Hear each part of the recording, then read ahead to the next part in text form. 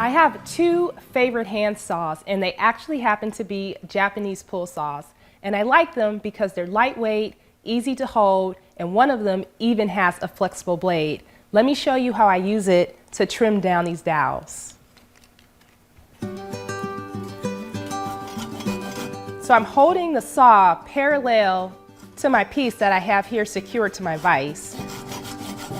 And these saws cut on the pull, hence the name pull saws.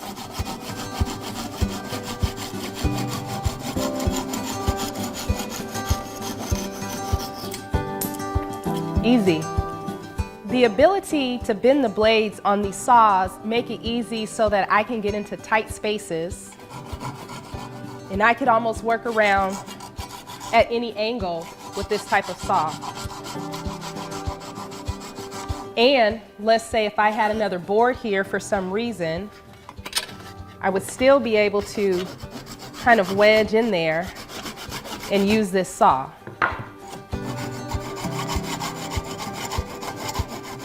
And the teeth on this saw are smaller than your typical hand saw.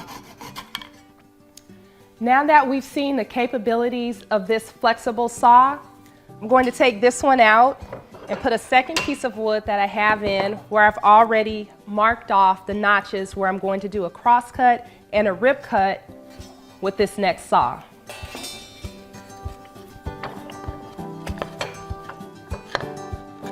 The important thing that you want to remember about using the Japanese pull saws is you want to be at a lower angle so you can keep an eye on your cut line. I'm going to make a few just small relief cuts before I go all the way in.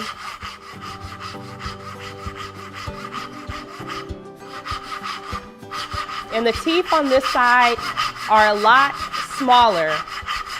There's more teeth. There could be up to 15 points per inch on the crosscut side. And I like it because it gives you a nice clean curve there for tight fitting joinery. So I'm going to switch it around now and go in for my rib cut. Again, low and tight. Flip the blade over, and I'll be using the larger side for rib cutting. And now I can keep an eye on the line that I've drawn here. So going in first, making a couple of relief cuts, and you want to go in slow because you're cutting into the end grain, which can be a little tricky sometimes.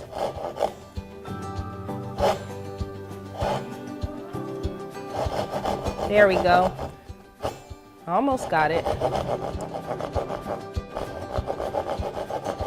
And you notice that I'm holding the saw parallel to the board, whereas with other hand tools, you would hold the saw at a 45-degree angle.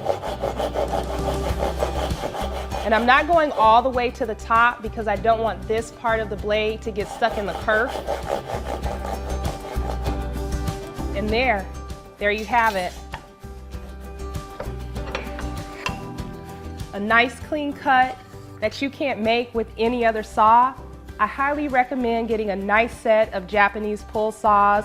They work great in any shop and are perfect for tenons and dovetails and any other fine detailed joinery.